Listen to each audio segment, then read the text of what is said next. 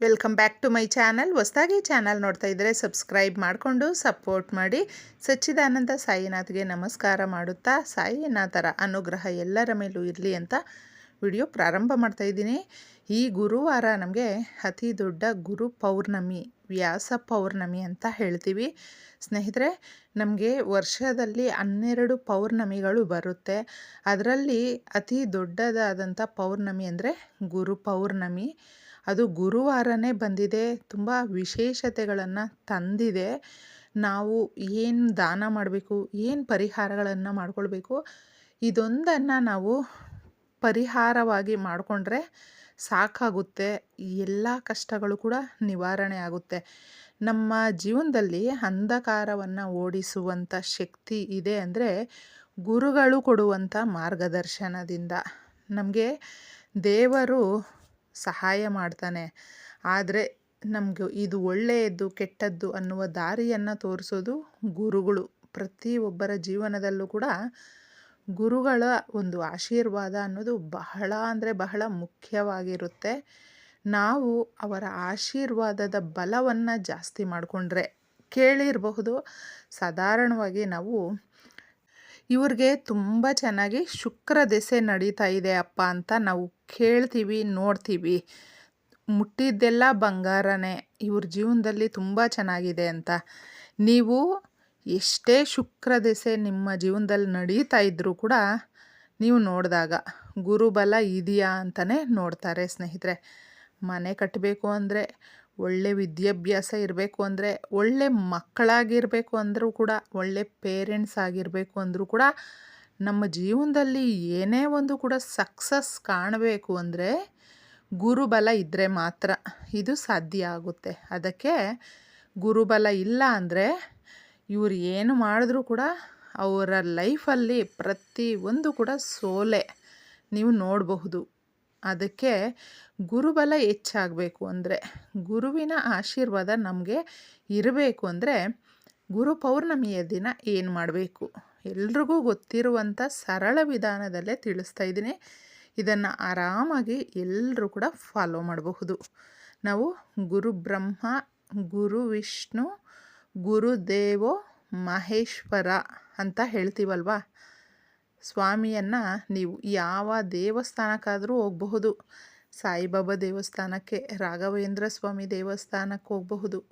ವಿಷ್ಣು ಸ್ವಾಮಿಯ ಏನೇ ಒಂದು ಆಲಯಗಳಿದ್ದರೂ ಕೂಡ, ನರಸಿಂಹ ಅವತಾರದಲ್ಲಿ, ರಂಗನಾಥ ಅವತಾರದಲ್ಲಿ ಇರುವಂಥ ದೇವಸ್ಥಾನಗಳಿಗೆ ಹೋಗಿ ಪೂಜೆಯನ್ನು ಮಾಡ್ಕೊಂಡು ಬರಬಹುದು. ಅದಕ್ಕೂ ಮೊದಲು ಸ್ನಾನವನ್ನು ಮಾಡಿಕೊಳ್ಳುವ ನೀರಿಗೆ ಇದನ್ನು ಹಾಕ್ಕೊಳ್ಳಿ.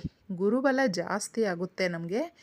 ಕೆಂಪು ಹೂಗಳು, ನೀವು ಯಾವುದೇ ಒಂದು ಹೂವು ಇದ್ದರೂ ಕೂಡ ಅದರ ರೇಖೆಗಳನ್ನು ಹಾಕ್ಕೊಂಡು ಸ್ವಲ್ಪ ಅರಿಶಿಣವನ್ನು ಹಾಕ್ಕೊಳ್ಳೇಬೇಕು. ಅರಿಶಿಣ ಅನ್ನೋದು ಬಹಳ ಮುಖ್ಯವಾಗಿರುತ್ತೆ. ಅರಿಶಿಣ 1-2 ಚಿಟಿಕೆ ಹಾಕ್ಕೊಂಡು, ಬೇವಿನ ಎಲೆಗಳು 1-5-6 ಹಾಕ್ಕೊಂಡು ಸ್ನಾನವನ್ನು ಮಾಡಿಕೊಳ್ಬೇಕು. ನಿಮಗೆ ಇದು ಯಾವುದೂ ಸಿಗಲಿಲ್ಲ ಅಂದರೂ ಕೂಡ ಅರಿಶಿಣವನ್ನು ಮಿಸ್ ಮಾಡ್ಕೊಳ್ಳೋದಕ್ಕೆ ಹೋಗಬೇಡಿ. ಸ್ನಾನದ ನೀರಿಗೆ ಅರಿಶಿಣವನ್ನು ಹಾಕಿ ಸ್ನಾನ ಮಾಡೋದ್ರಿಂದ ಗುರುಬಲ ಜಾಸ್ತಿ ಆಗುತ್ತೆ. ಹಳದಿ ಕಲ್ಲರಲ್ಲಿ ಬಟ್ಟೆಗಳನ್ನು ಹಾಕ್ಕೊಳ್ಳಿ. ಪೌರ್ಣಮಿಯ ದಿನ ನಮಗೆ ಗುರುವನ್ನು ನಾವು ಬಲ ಮಾಡಿಕೊಳ್ಬೇಕು ಅಂದರೆ ಎಲ್ಲವೂ ಕೂಡ ಹಳದಿ ಕಲ್ಲರಲ್ಲಿರಬೇಕು. ಬ್ರಾಹ್ಮಿ ಮುಹೂರ್ತದಲ್ಲಿ ಏನು ನಾವು ಮಾಡ್ಕೊಳ್ಳದೆ ಇದ್ದರೂ ಸರಳ ವಿಧಾನದಲ್ಲೇ ಜೋಡಿ ದೀಪವನ್ನು ಹಚ್ಚಿ ಲವಂಗಗಳನ್ನು ಹಾಕಿ, ಮುಗ್ಗಿರುವಂಥ ಲವಂಗಗಳನ್ನು ಒಂದೊಂದು ದೀಪಕ್ಕೆ ಒಂದೊಂದು ಲವಂಗವನ್ನು ಹಾಕಿದ್ರೆ ಏನೇ ದೋಷಗಳಿದ್ದರೂ, ನಿಮಗೆ ಎಷ್ಟೇ ದರಿದ್ರವಿದ್ದರೂ ಪಟ್ಟಂತ ಮಾಯ ಆಗುತ್ತೆ, ನಿಮ್ಮಿಂದ ದೂರ ಆಗುತ್ತೆ. ಇದನ್ನು ನೀವು ಮಾಡಬಹುದು ತುಂಬ ಸರಳ ವಿಧಾನದಲ್ಲೇ. ಸಾಯಿಬಾಬಾ ದೇವಸ್ಥಾನಕ್ಕೆ ಅಥವಾ ಸಾಯಿನಾಥರ ಫೋಟೋ ನಿಮ್ಮ ಮನೆಯಲ್ಲಿದ್ದರೆ ಕಡಲೆಕಾಳಿನ ಹಾರವನ್ನು ಮಾಡಿ ಹಾಕಿ, ಮೊದಲೇ ಬುಧವಾರದ ನೈಟೇ ನೆನೆಸಿಡಿ. ಇಟ್ಬಿಟ್ಟು ಮಾರನೆಯ ದಿನ ಮಾಲೆಯನ್ನು ಮಾಡಿ ಗುರು ರಾಘವೇಂದ್ರ ಸ್ವಾಮಿಯ ಫೋಟೋಕ್ಕೂ ಹಾಕಬಹುದು. ನಾವು ಮುಖ್ಯವಾಗಿ ಹಾರವನ್ನು ಮಾಡಿ ಹಾಕಿದ್ರೆ ಗುರುಬಲ ಜಾಸ್ತಿ ಆಗುತ್ತೆ. ಇನ್ನು ಕಡಲೆಕಾಳನ್ನು ನೆನೆಸಿಬಿಟ್ಟು ಹಸುವಿಗೆ ಅದ್ರ ಜೊತೆ ಬೆಲ್ಲವನ್ನು ಸ್ವಲ್ಪ ಸೇರಿಸಿ ತಿನ್ನಿಸೋದ್ರಿಂದ ಗುರುಬಲ ಜಾಸ್ತಿ ಆಗುತ್ತೆ ಸ್ನೇಹಿತರೆ. ತುಂಬ ಈಸಿಯಾಗಿರುತ್ತೆ ಇದೆಲ್ಲವೂ ಕೂಡ. ಗುರುಬಲ ನಾವು ಪಡ್ಕೊಳ್ಬೇಕು ಅಂತ ಇರ್ತೀರಲ್ವ, ಅವ್ರುಗಳು ಮಾತ್ರ ಇದನ್ನು ಫಾಲೋ ಮಾಡಿ ಲೆಕ್ಕಕ್ಕಿಲ್ದಷ್ಟು ಸಂಪಾದನೆ ಆಗುತ್ತೆ. ಒಂದೊಂದೇ ನಾವು ಬಯಸಿದ್ದು ಸಿಗ್ತಾ ಬರುತ್ತೆ. ಖುಷಿ ಕೊಡುತ್ತೆ ಲೈಫಲ್ಲಿ ನಿಮಗೆ, ಅಷ್ಟು ಚೆನ್ನಾಗಿರುತ್ತೆ. ಅದಕ್ಕೆಲ್ಲದಕ್ಕೂ ಮೊದಲು ನಾವು ನಮ್ಮ ಒಂದು ಗುರುಗಳು ಇರ್ತಾರಲ್ವ, ಅವ್ರಿಗೆ ನಿಮಗೆ ಯಾರಾದರೂ ಟಚ್ಚಲ್ಲಿ ಇರ್ತಾರಲ್ವ, ನಿಮಗೆ ಓದಿಸಿದಂಥ ಗುರುಗಳು, ಪಾಠ ಹೇಳಿದಂಥ ಗುರುಗಳು, ಅಥವಾ ಜೀವನಕ್ಕೆ ಈ ರೀತಿ ನೀನು ನಡ್ಕೋಪ್ಪ ನಡ್ಕೊಮ್ಮ, ಈ ರೀತಿ ಹೋಗು ಅಂತ ನಮಗೆ ಬುದ್ಧಿವಾದಗಳನ್ನು ತಿಳಿಸ್ಕೊಟ್ಟಿರ್ತಾರೆ. ಒಳ್ಳೆಯದು ಕೆಟ್ಟದ್ದು ಅನ್ನೋದು ತಿಳಿಸ್ಕೊಟ್ಟಿರ್ತಾರಲ್ವ. ಎಲ್ರಿಗೂ ಗುರುಗಳು ಅನ್ನೋದು ಯಾವುದೋ ಒಂದು ರೂಪದಲ್ಲಿರ್ತಾರೆ. ಅವರ ಆಶೀರ್ವಾದವನ್ನು ಪಡ್ಕೊಳ್ಳಿ. ಏನಾದರೂ ಅವ್ರಿಗೆ ಸಿಹಿಯನ್ನು ಕೊಟ್ಟು ಆಶೀರ್ವಾದ ತಗೊಂಡ್ರೆ ಗುರುಬಲ ಜಾಸ್ತಿ ಆಗುತ್ತೆ. ಅವರ ಆಶೀರ್ವಾದ, ತಂದೆ ತಾಯಿಯ ಆಶೀರ್ವಾದ, ಈ ರೀತಿ ದೇವಸ್ಥಾನಕ್ಕೆ ಹೋಗಿ ನೀವು ಸಾಯಿಬಾಬಾ ದೇವಸ್ಥಾನಕ್ಕೆ ಹೋದರೆ, ರಾಘವೇಂದ್ರ ಸ್ವಾಮಿ ದೇವಸ್ಥಾನಗಳಿಗೆ ಹೋದಾಗ ಪಾದಿಕೆಗಳು ಪೂಜೆ ಮಾಡ್ತಾರೆ. ಪಾದಿಕೆಗಳನ್ನು ಹಿಡ್ಕೊಂಡು ನಾವು ಕೇಳ್ಕೊಳ್ಬೇಕು, ಸ್ವಾಮಿ ನಿನ್ನ ಪಾದಚರಣಗಳನ್ನು ನಾನು ಇಟ್ಕೊಂಡಿದ್ದೀನಿ. ನನ್ನ ಜೀವನದಲ್ಲಿ ಏನೇ ಕಷ್ಟ ನಷ್ಟ ಬಾಧೆ ಕಣ್ಣೀರು ದರಿದ್ರ ಯಾವುದೇ ಇದ್ದರೂ ಕೂಡ ಅದನ್ನು ಹೋಗ್ಲಾಡಿಸಿ ನಾವು ಈ ಜೀವನಕ್ಕೆ ಏನು ಬೇಕು ಅನ್ನೋದು ಪ್ರತಿಯೊಬ್ಬರಿಗೂ ಒಂದು ಆಸೆ ಅನ್ನೋದು ಇರುತ್ತೆ. ಅದನ್ನು ಕೇಳ್ಕೊಳ್ಳಿ ಸ್ನೇಹಿತರೆ. ಒಬ್ಬೊಬ್ಬರಿಗೆ ಮನೆ ಮಾಡ್ಕೊಳ್ಬೇಕು, ಚೆನ್ನಾಗಿರಬೇಕು, ನಾವು ಸಾಲಗಳಿದೆ ತೀರಿಸ್ಕೊಳ್ಬೇಕು, ಈ ಥರ ತುಂಬಾ ಇರುತ್ತೆ.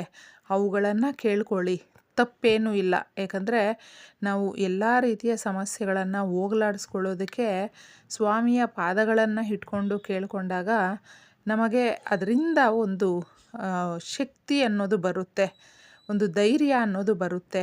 ದೇವರ ಆಶೀರ್ವಾದ ಎಷ್ಟು ಮುಖ್ಯ ನೋಡಿ, ಅದೇ ಥರನೇ ನಮಗೆ ಗುರುಗಳ ಆಶೀರ್ವಾದ ಬಹಳ ಮುಖ್ಯ. ನಮ್ಮ ಜೀವನದಲ್ಲಿರುವ ಅಂಧಕಾರವನ್ನು ಓಡಿಸೋದಕ್ಕೆ ದೇವರು ನಮಗೆ ಒಂದು ಆಶೀರ್ವಾದ ಕೊಟ್ಟರೆ, ಪ್ರತಿ ಹೆಜ್ಜೆ ಹೆಜ್ಜೆಗೂ ಕೂಡ ಗುರುಗಳ ಆಶೀರ್ವಾದ ಅನ್ನೋದು ಬಹಳ ಮುಖ್ಯವಾಗಿರುತ್ತೆ. ಅದಕ್ಕೋಸ್ಕರ ಗುರು ಪೌರ್ಣಮಿ ಅನ್ನೋದು ತುಂಬ ದೊಡ್ಡ ಹಬ್ಬ. ಆ ದಿನ ಕಡಲೆಕಾಳನ್ನು ಯಾರಿಗಾದರೂ ದಾನ ಮಾಡಿ, ತುಂಬ ಚೆನ್ನಾಗಿರುತ್ತೆ. ಹಸುವಿಗೆ ತಿನ್ನಿಸಬಹುದು. ಕಡಲೆಕಾಳಿನ ಮಾಲೆಯನ್ನು ಮಾಡಿ ಹಾರವಾಗಿ ದೇವ್ರಿಗೆ ಅರ್ಪಿಸಿ, ಕಡಲೆಕಾಳಿನ ಒಂದು ಪ್ರಸಾದವನ್ನು ಮಾಡಿ. ಇದು ಎಲ್ಲವೂ ಕೂಡ ನಮಗೆ ಗುರುಬಲ ಹೆಚ್ಚಾಗೋದಕ್ಕೆ. ಹಳದಿ ಕಲ್ಲರಲ್ಲಿರುವಂಥ ಹೂಗಳಿಂದ ನೀವು ದೇವ್ರನ್ನ ಪೂಜೆ ಮಾಡಬೇಕು. ಎಲ್ಲವೂ ಕೂಡ ಹಳದಿ ಕಲ್ಲರಲ್ಲಿರುವಂಥದ್ದನ್ನು ಬಳಸಿ ನೀವು ಜಾಸ್ತಿ ಆ ದಿನ ಮಾಡ್ಕೊಳ್ಳಿ. ಪ್ರಸಾದವನ್ನು ಕೂಡ ದೇವರಿಗೆ ನೈವೇದ್ಯವಾಗಿ ಇಡುವಂಥದ್ದು ಕೂಡ ನೀವು ಹಾಲಿನಿಂದ ಏನಾದರೂ ಒಂದು ಹಳದಿ ಕಲ್ಲರಲ್ಲಿ ಮಾಡಿ ಇಡಿ. ಇದು ಎಲ್ಲವೂ ಕೂಡ ವಿಶೇಷತೆಗಳು ಜಾಸ್ತಿ ತುಂಬಿರುತ್ತೆ. ಬಲವನ್ನು ಹೆಚ್ಚಿಸುವಂಥ ಪರಿಹಾರಗಳು ಇವೆಲ್ಲವೂ ಆಗಿರುತ್ತೆ. ಇದನ್ನು ನೀವು ಮಾಡಿಕೊಂಡ್ರೆ ನಿಮಗೆ ಶತಸಿದ್ಧಿ ಅಂತ ಹೇಳ್ತೀನಿ ಸ್ನೇಹಿತರೆ. ಎಲ್ರಿಗೂ ಕೂಡ ಗುರುಬಲ ಹೆಚ್ಚಾಗಲಿ, ಗುರುವಿನ ಆಶೀರ್ವಾದ ತಪ್ಪದೆ ನಿಮಗೆಲ್ರಿಗೂ